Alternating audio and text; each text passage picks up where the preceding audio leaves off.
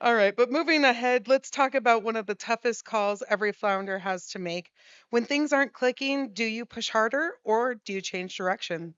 Our next session, Profit Market Fit, When to Pivot and When to Preserve, dives right into these high stake moments. Except, expect honest stories, real turning points, and the kind of insights that you only get from founders who have been through it all. So let's welcome to our panelists to the stage. I have Majiye Uchibeke, founder of EEL Inc., Jean-Pierre Saffer, the founder and CEO of Fact Advisories, Derek Bowles, the VP Public Relations of Nadefi, via Philip Auerbach, the CEO and co-founder of Auerbach Intel.com, Shakina Batchelor, CEO and co-founder of Armina Assisted Living, and Latoya Littles, founder and CEO of multiple ventures. Please welcome to the stage. Everyone. Hi, guys. Hi. Thanks for being here. I see so many beautiful faces here today. Thanks for coming to listen to our panel. It seems we don't have any moderator in this panel today. Oh, you are? Okay. Hello, everyone. So, we're here to give our perspectives on when to pivot and when to preserve and stay in place. And we are on stage with some people, we all have different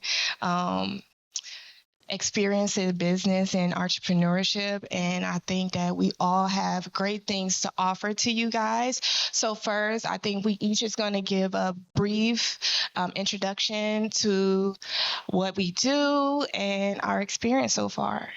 Start with you. Yeah. Hi, everyone. My name is Maj. I'm the founder of EEL. EEL is a movie streaming service available on Roku, Amazon Fire TV. We're launching on Apple TV, Samsung, LG, and on mobile devices as well. So we're a movie streaming service, but we're music first, which means we have music videos as well, basically. And we're going to work directly with musicians to launch their new music videos as live red carpet events. And you can see our streaming service worldwide. And hopefully in the next 5 years, it's mainstream and a household name like all the streaming services you know today. That's amazing. I think you will have a lot to offer in this panel. So I'm excited to see your perspective on things. So we'll go with you, Latoya.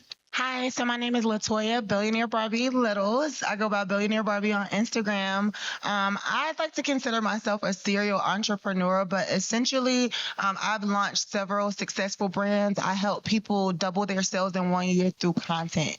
So that's my main focus right now. All right. And now we're going to go with you, Philip. My name's Philip Auerbach. My company is called conveniently Auerbach International, and I've been in business for 35 years. I'll tell you my story in a moment.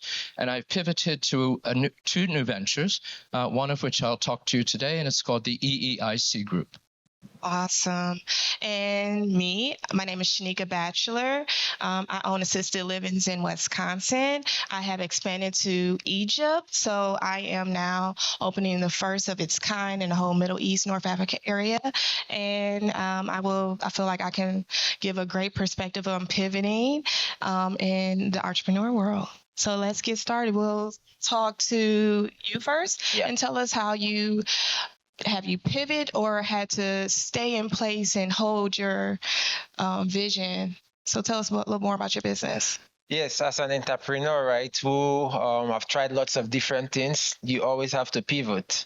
So my background is in production. I'm a filmmaker, director, producer before I launched my streaming service. But I once went into a venture of starting a clothing brand. So our clothing brand was you buy one, we give 2 school uniforms to kids in different parts of the world in need. And what made our clothing brand interesting, at least to me, was it's custom made. So you order specifically with your measurements, you put your measurements in it. But what we found out was America was not ready for this. Nobody knew the measurements. AI wasn't out back then where you can just set up an AI agent to take the measurement of people. So, long story short, we had to pivot from that, close the entire company because it pretty much just did not work. And we found out that we were very passionate about the cause, but we just all had different backgrounds, which is not fashion. So we just didn't know what the hell we were doing, quite frankly.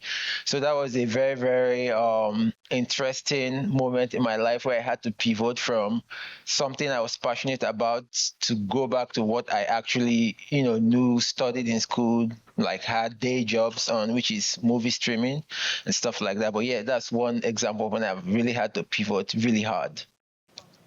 And let's go with you. Tell us about a time you had to pivot. Yeah. So initially, I got my start as a celebrity hairstylist. I opened my first $1 million brand was my hair company, Billionaires Hair.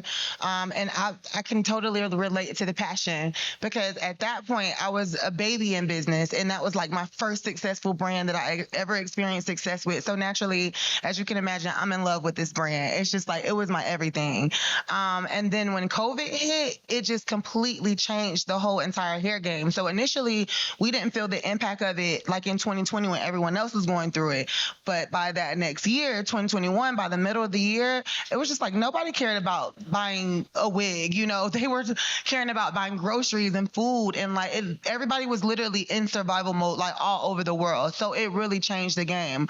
Also, I had worked on set at all your favorite reality TV shows. So Love and Hip Hop Hollywood, Basketball Wives LA. I did a cameo on there. I did this for 10 years. So burnout is really real. After 10 years, I burnt out from it. And it just so happened to be right around when COVID hit. So when I had to pivot, I actually pivoted into the finance industry, which I know that I'm passionate about making money, but I was so fixated on a hair brand at first that I thought like, okay, well, if I'm not doing hair, like what am I doing? And so I think I'm so passionate now about helping other people pivot because you will literally crumble and fall if you stay fixated and stuck on something for too long. You got to know when to hold it and when to fold it. So for me, pivoting into finances, it started with taxes. It kind of just fell in my lap. But when it did, it forced me to go take several classes, and learn everything that I could. And then that pivoted into credit and funding. And then I started to realize, like, wait a second, I use the same concepts for my hair company, same framework, but in these different industries, and I'm experiencing the same level of success and even greater. So that's when I had to pivot. And when you pivot, you really unlock a new level of yourself.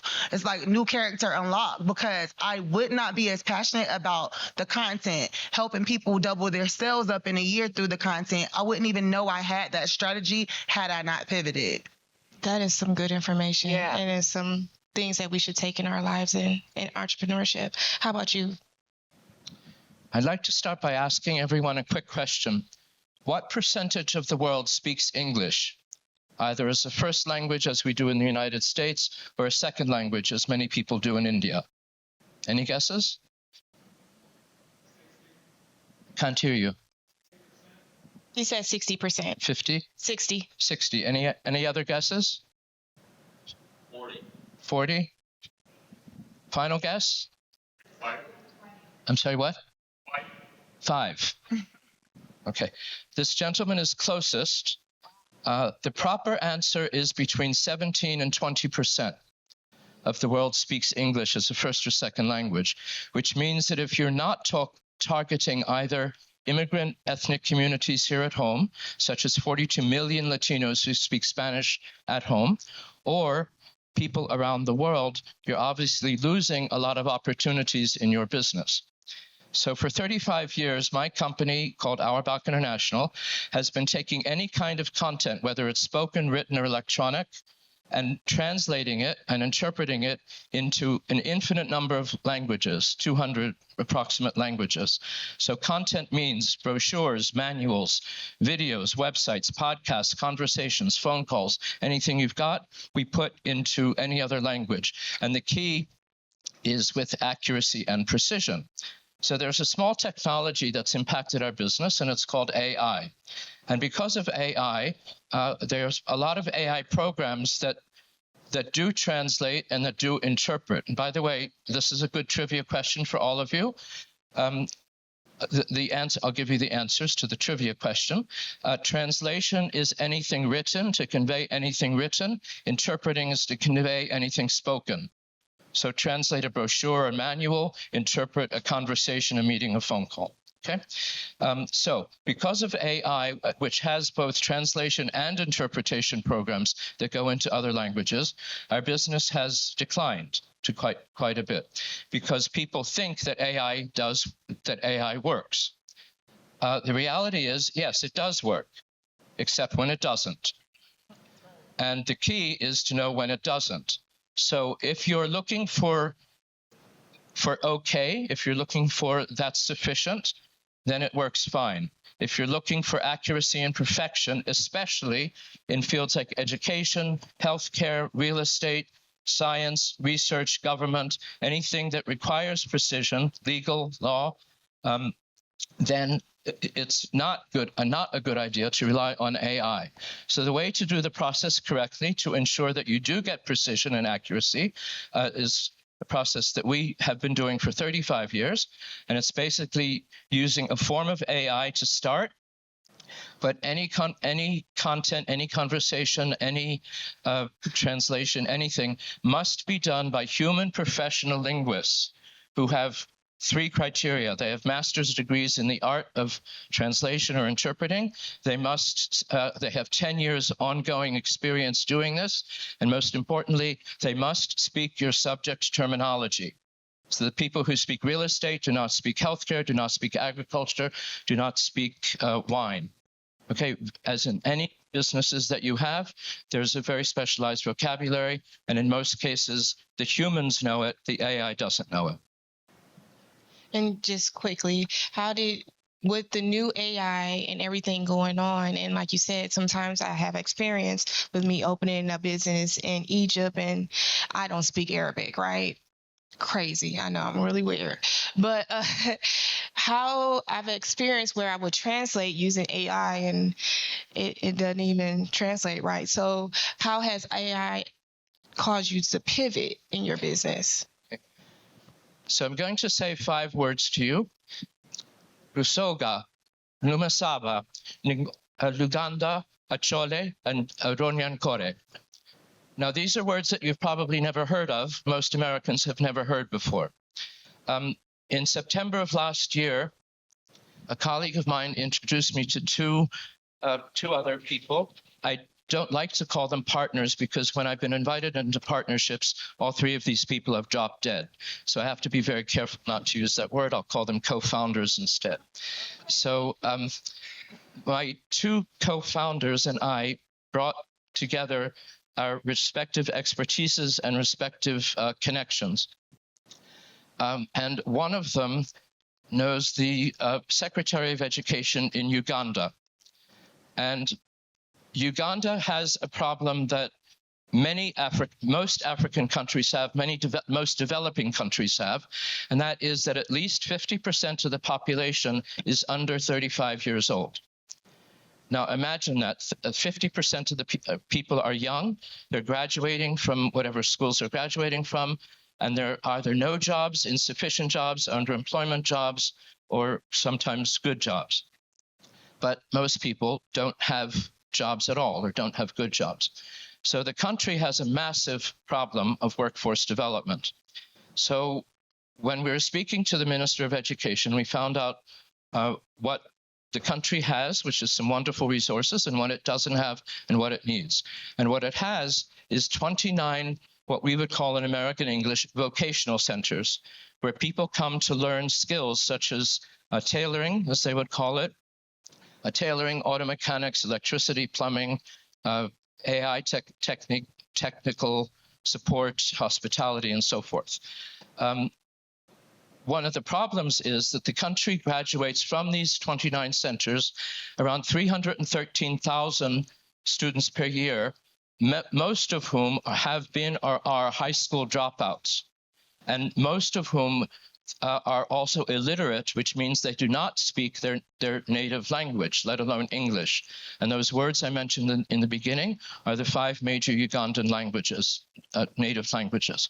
So what we did was come up with a solution for all of this. And there are 5 steps to it, very important, 5 steps. The first is to take any content they have and to convert it to a digital format. So for example, They have manuals to teach plumbing, but the manuals are only written manuals. They don't even have the original doc files for the manuals.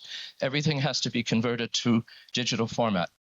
The second step, which I think is extremely distinguishing, most of you remember from when you were in school, there was one way of teaching, one way that you were taught, which is that the teachers talked to you or at you. You memorized or thought about it, and you had to give it back on a test. And if you couldn't get it, hopefully you got tutoring, got support somehow. I personally am a firm believer, and the educators will hopefully forgive me, I'm a firm believer that if you graduate school in the United States, you do it in spite of the system, not because of the system.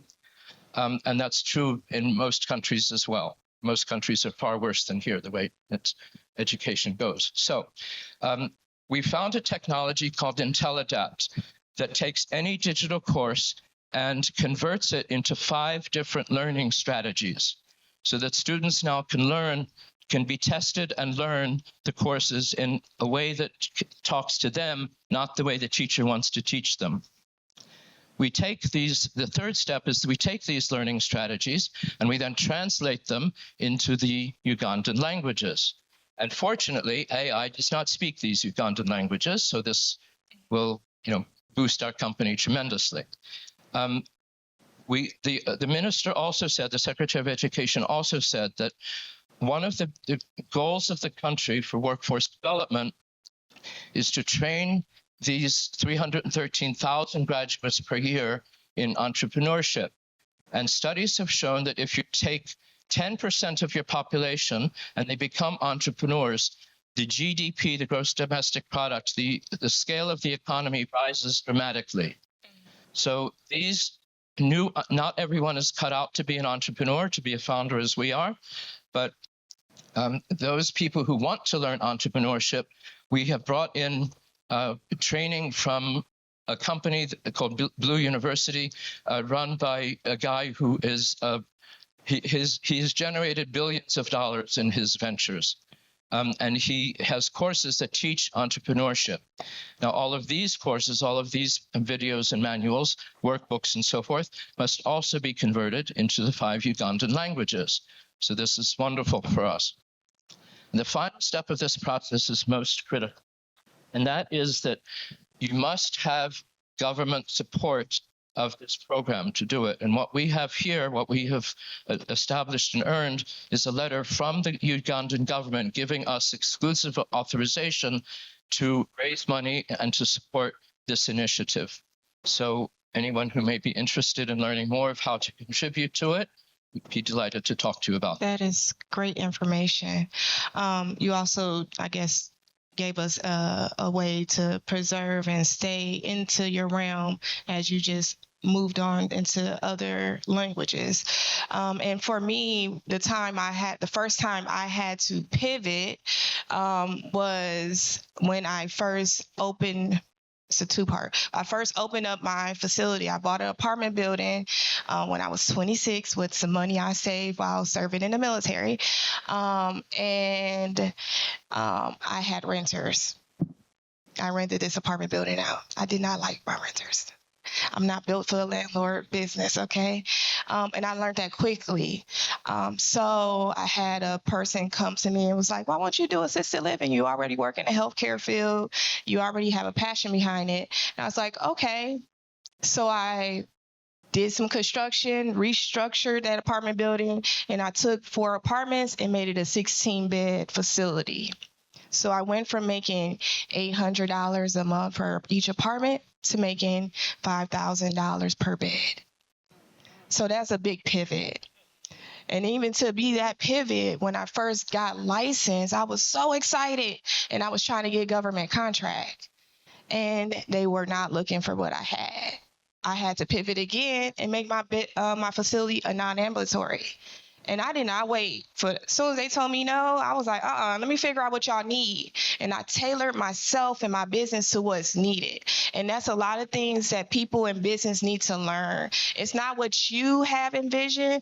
You can still keep your vision, but you also need to know what's needed in the field. So, and that's what will cause you to pivot.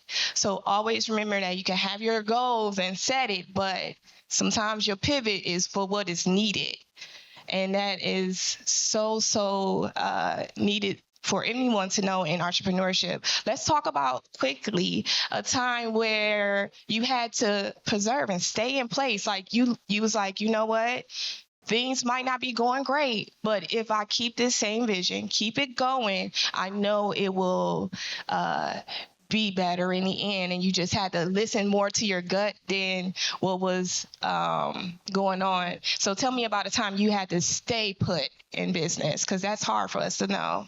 Yes, I mean that's what you have to do, because being a founder, starting a business, growing a business is very draining, time consuming. You have to put a lot of your energy, and most times you sacrifice, family time, fun time with your friends, times for your own self, to grow this business. And that's just what is absolutely needed. But for our streaming service, started working on this thing a long time ago, right from the ideation of it to what sets us apart, and making all the connections to make sure we can pull this off at a scale that we're pulling it off now. But if I had given up and said, this is, Netflix is already out there, Hulu, Amazon Prime, these are all gigantic multi-billion-dollar companies. And for us as a new streaming service, this is a huge opposition that a huge task we are taking on, basically. But I think for us, we already continue to grow, stay on this path, and we're going to continue to stay on this path, hopefully. But yeah. I think just having competition with such big streaming services, and everybody's using streaming services. And I think you setting yourself apart from them is what's going to help you stay preserved. What are you giving different? And that's one thing about preserving that path that you're on. It's like, you know what? I might have all these competitions and stuff, but I'm doing something a little different. So, Toya, you tell me what's going on. How did you preserve your business? Okay, I like what you said, like, as well, because I just feel like you get it for sure. When it comes down to like creating something that's your baby, that you're really passionate about, and how that can translate into the next thing that you pivot into. So for me, my stay put and my preserve was when I got into the hair business. When I'm in Hawaii, I opened kiosk on Schofield Military Base inside the mall, and then I had a store on historic Pearl Harbor. So for me, when I got into hair, I honestly didn't know anything about like hair. I knew how to do my hair and my kids' hair and my sister's hair. Like, I was the friend that does the hair. And that was as far as it went for me. I never even saw myself like for me to have made my name off here is definitely different, and I would never have saw that coming. So when I got into it and I started to sell the hair, I was dealing with a company that I used to buy the hair from on this platform called AliExpress. Big no. I know that now, but I didn't know that then. So, the hair quality was on again, off again. Like, this batch might be really good. This next batch might be terrible. So you can imagine, like, we're dealing with Black women and their hair. That is something they don't play about at all. You cannot play with it. So you can imagine some of the backlash that I caught. But it was preparing me. Like, I could have quit right then. I know so many people who did. Like, you know what? This is too much. I can't take it. But what it forced me to do, like, no, I have something here, stay, but actually learn more. Go and do your research, find some really good vendors, do your testing, like test the hair quality out, put it through like the test that it needs to go through so you can make sure it's good. And then what I started to do, first of all, I've always been very transparent. So I just got in front of my page and said, hey, listen, here's what's going on. Here's how we're going to fix it. And then I started to offer a warranty on my hair. That was something that set me apart from every other hair company, like literally not just in my niche, but in the world. No one else offered that. So I had a 30-day warranty on the hair. Whereas if the hair does anything adverse, aside from like you, the client themselves doing something to it to make it like mess up, if If it was anything that's a vendor problem, like a manufacturer problem, then we would replace that hair for that client. And that changed the game. I mean, it shut the mouth of all the hecklers, all the haters, and it completely changed the game for me. But I could have took that adversity and stopped, and I would never even be where I'm at today if I would have just stopped right there. And sometimes we have to realize that, like, when you're a founder, business is going to come with adversity. It's going to come with problems that you have to find a solution to. We live in a world where most people are going to quit, give up, and just go back to working a job, working on someone else's dream. But if you sit through that adversity and you stay put when you know you're supposed to, this is where your intuition comes in at too. When you know you're supposed to, that same skill that you develop from staying put, you're going to use it in your next offer or your next business venture. And you're like, oh man, I remember when I went through this, now it prepared me for this. So definitely, you got to know how to use that intuition. My grandmother used to call it your first mind, like never go against your first mind. But it's literally just your intuition. And you got to know, like I said, when to hold them and when to fold them. And that was a pivotal time in my life where if I had not held my position, I would not even be at this position that I'm at today. That is so good information. So for me, a time that, well, it's now, I'm gonna be honest, me expanding into a country where I don't even speak the language. I moved to Egypt 2 years ago. And when I got there, I went to, it's a thing called Rise Up Summit Conference. It's like one of the biggest entrepreneur conferences there. I went there and I was talking to people, letting them know about, my vision and stuff. And I had a few CEOs come to me and was like, I don't think your vision is going to work here. And I was like, why? They was like, because our culture we don't put our family members into facilities. And I was like, okay. I said, but why? And they was like, well, the quality of facilities aren't great here. And we like to take care. We put our family members in a facility. It will be like you just not doing good like it's not a good look. And I was like, what if I offer a luxury facility for your family member? What if I offer something that you can't even give your family member at home? They're getting a sense of community. They're having fellow people that's their age. You can't give that to them at home. They have 24-hour staff. You might can hire a nurse, but you got multiple nurses that's checking that other nurse, and you have quality of care that you can't do at home. And I know that my vision will work here. And since then, now I'm waiting on a contractor to finish my building. And I've done minimum advertisement. And I've already have a wait list more than the amount of people I can hold in my building. I've had big developers come to me and ask, can we partner with you? And if I would have listened to that one person or that other CEO, that I'm like, oh my God, I can't believe they're talking to me. If I would have listened to them, I wouldn't be where I'm at. And my business does change lives. It changed the quality of families. It changed the quality of people's lives at the end of their lives.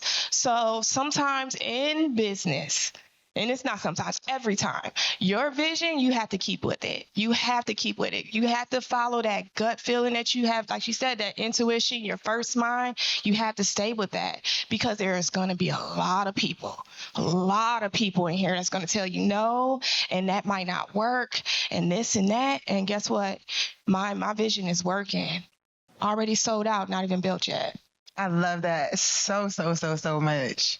Quickly, you want to tell us how you preserved your business? Quickly. Well, I just wanted to comment on two things that you said. Okay. One is that the founder's job or the entrepreneur's job is to maintain the vision. Your staff are the generals who implement the vision. And the vision needs to stay the same, although the strategies can change to get there. And you sometimes have to do, there's a story of 7-Up. You all familiar with the drink 7-Up?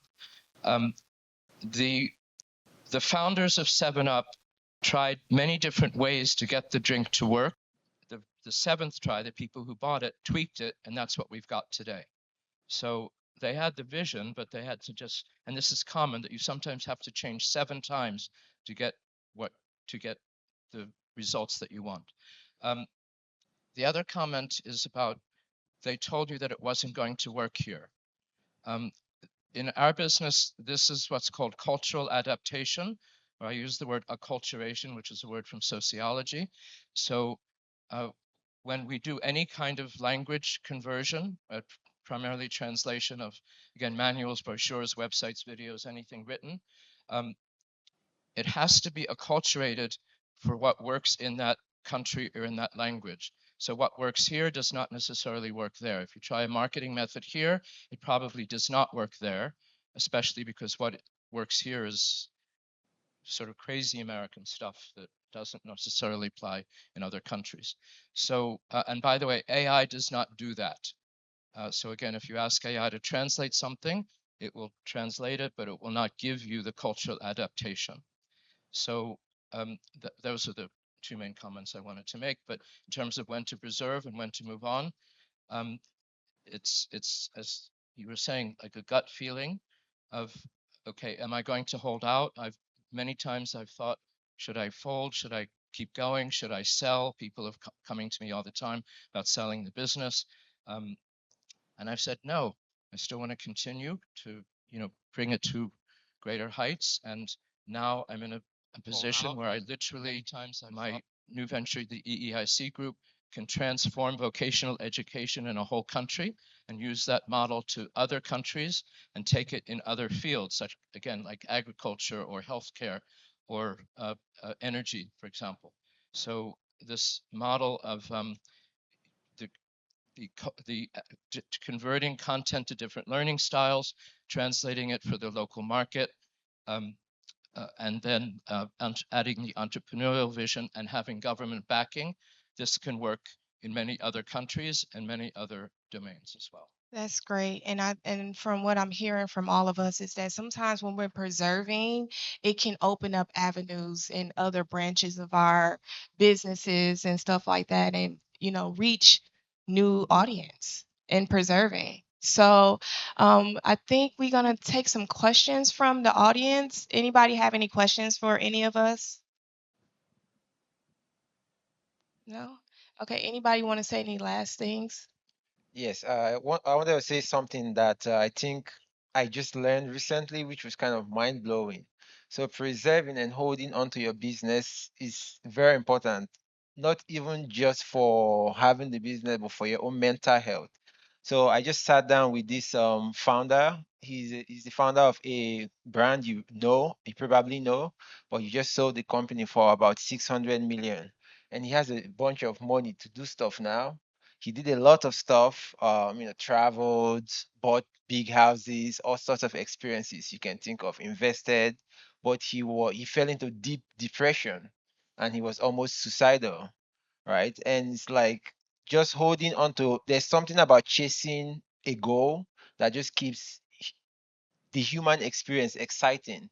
It's something to exit a business or IPO and cash out basically, but there's something also just to work on something that you're passionate about, fighting through all the oppositions, all the struggles, all the obstacles you can run into, that I think is a very beautiful human experience, which is why I love the journey of being a founder and being an entrepreneur, to just go chase something. There are lots of people who are going to say you can do it, lots of people, but you have to almost be stubborn to a point where you are insane to believe in what you're actually doing, to bring it to fruition and hopefully prove all of them wrong. But I just wanted to mention that part of mental health as well, holding on to your business and continuing to pursue something, and hopefully you are right. I really love that because with me, when I was going through, like sitting here talking about it, it's easy to tell you about it. But when I was going through this pivot, it was not an easy time. It was a very dark time in my life. So the mental health aspect, yes. Um, that's why I'm so passionate about you having multiple offers and multiple streams of income. And I cannot stress that enough. Never, ever, ever put all your eggs in one basket. Make sure you have more than one thing that you're making money off of so that when one thing is slow or it slows down or maybe something happens with the one thing, you're like, not in that mental state where you're feeling like you want to end it. Because we see that all the time. And most times when we see things like that, it's based around money. Something failed, a failed business venture. So that's really, really important. I think that knowing when to pivot is very important. And know this as well. You got to choose your heart, right? It's really hard to get up at 8 a.m. and check in the clock for someone else and get off at 5 p.m. That's a hard life to me, really hard life. Yeah, it's really hard to do that. But also, entrepreneurship is hard. So you just got to pick your heart. Just like it's very hard being broke. Like I've been there, nothing before to my name. Like I come from nothing. That was really hard. But then also acquiring wealth and managing wealth, now I'm in a place where I make a lot of money and I have a lot of money. That's also not easy though. So you just got to pick your heart and understand that everything is going to come with challenges. It's going to come with struggles, but get up and build your own dream for your own self. If you could believe enough in someone else's dream just because they're giving you a paycheck, you're going to get up and think about how much time that is. If you're just working on minimal 80 or what is it, 40 hours a week, I think 8 hours a day, that's a large chunk of your life to go give to someone else's dream. No, put it into your own dream. Even if you're like, I'm working this job right now, but I have a vision and I'm going to take my vision forward because even your experience from that job, you're going to use it in your business. But I always will encourage you, go for your own. God always will bless the child that has their own. Always remember that. I think that that is so powerful what you said, and everything that everybody said on stage today. I hope that you guys were able to take something from that and be able to apply that to your business. And I want to thank everybody for just giving your insight on everything. And as I conclude, I really do.